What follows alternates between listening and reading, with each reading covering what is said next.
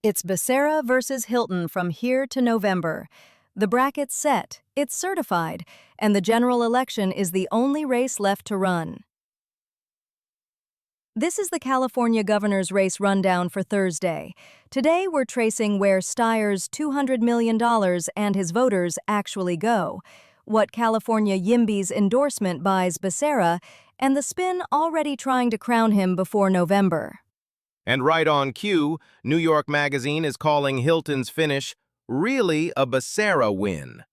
The race hasn't spent a single November dollar, and the pundits are already writing the obituary. We'll get to that frame, and whether either campaign has earned it. But start with the billionaire who didn't make the cut. Steyer's concession line, per the SF Examiner, "I understand why so many people just couldn't stomach voting for a billionaire." That's the first quote we've got from the man behind the $200 million collapse. Cleanest self-autopsy I've heard in California politics in a while. But the autopsy only gets you so far. Where his voters land is the piece that matters. If there's real billionaire skeptic energy in that coalition, can any of it bleed right? That's Hilton's November ceiling, more than basic Republican turnout. And it sharpens the donor question on the other side. Does Steyer's self-awareness change how his networks move in behind Becerra, or do they just sit it out? Speaking of moving in behind Becerra, California YIMBY endorsed him June 10th. That's an organized constituency staking its credibility, not just an ideological nod. That's the part I'd stress test. YIMBY has actual beef with Becerra's AG record on housing enforcement. So what did they get for the stamp? Right. And it lands awkwardly next to the Chevron and PG&E committee money. He's collecting progressive infrastructure while carrying corporate ties YIMBY usually fights. And does the endorsement have math behind it? A YIMBY logo plays in the city. I want to see it move a suburban swing county before I call it real. So, back to that New York Magazine framing. Hilton's win is really Becerra's.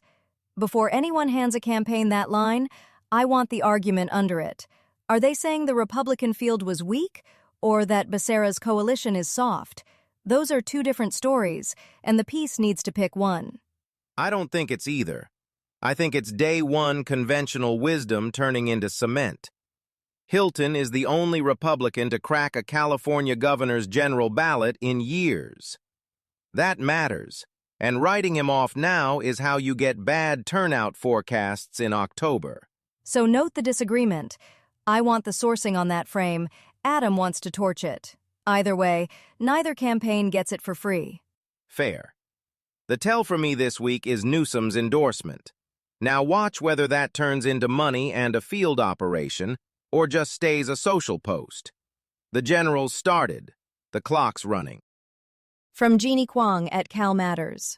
Republican Steve Hilton will advance to the November general election in the race for California governor, setting up a long-shot contest against Democrat Xavier Becerra in which he's promised to slash spending and regulations if elected. It's certified.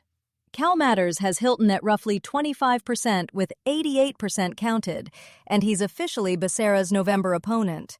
The count watch we've been doing all week is closed. And I'll take the win on the call.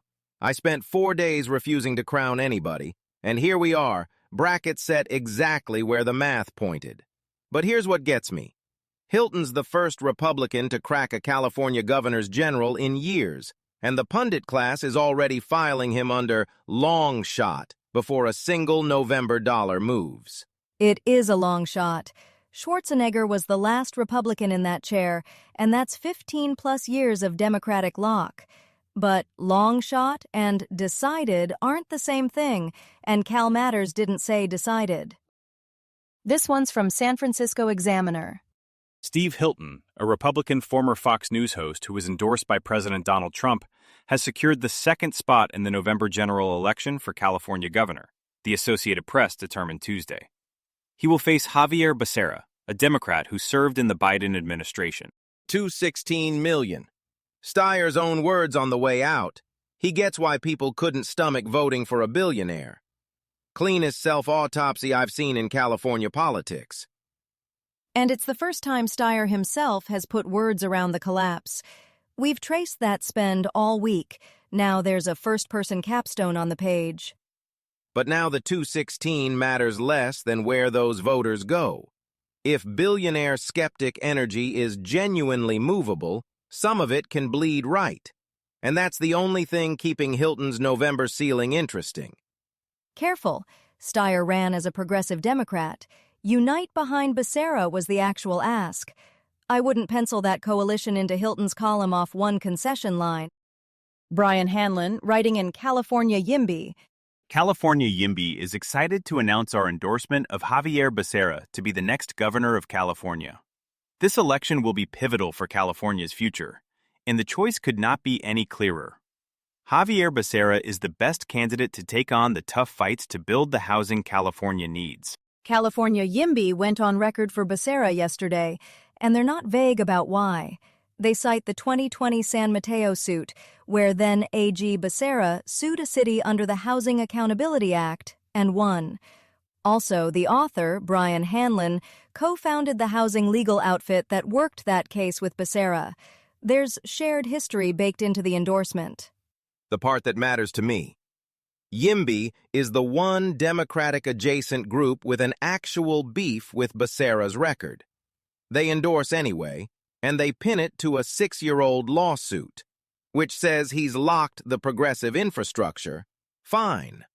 But a court win in San Mateo doesn't move a single suburban swing voter in Riverside or Orange County. Where's the November math? And it sets up the cleanest policy contrast we've got. Becerra's enforcement record against Hilton opposing SB 79 and running the War on Single-Family Homes line. That's the housing fight all the way to November. Which brings us right back to the donor question we keep circling. Becerra's collecting institutional progressive stamps while the corporate committee money's still sitting in the account. YIMBY's now staked its credibility on how he squares that. Here's Ed Kilgore at New York Magazine. Hilton's relative success provides a good headline for California's embattled Republicans, while wrong-footing Donald Trump's unsupported claims that the primary was rigged by Democrats. Hilton said he saw no evidence of significant election fraud. New York Magazine's headline says Hilton's finish is really a Becerra win. That's the pundit class trying to lock in the story before a single November dollar gets spent. Look, Hilton is the only Republican to crack a California general election ballot for governor in years. Call that a Becerra win if you want, but writing the guy off in June is exactly how you blow a turnout forecast. The piece does interrogate itself, though. New York Mag's actual argument is April 5th. Trump's endorsement consolidated the GOP behind Hilton at Bianco's expense, which killed any shot of two Republicans locking out the Democrats. So, before anyone hands either campaign that frame for free, New York Mag's claim is about Trump building Hilton's ceiling and capping it on the same day, not about Becerra's coalition going soft. If you follow California's governor's race, you might also like Los Angeles politics and urbanism daily, covering City Hall, housing abundance, homelessness response, metro, public safety, and small business permitting. Find it wherever you listen to podcasts. We've put links to all the stories we covered today in the show notes if you want to dig deeper. That's California governor's race for today. This is a Lantern podcast.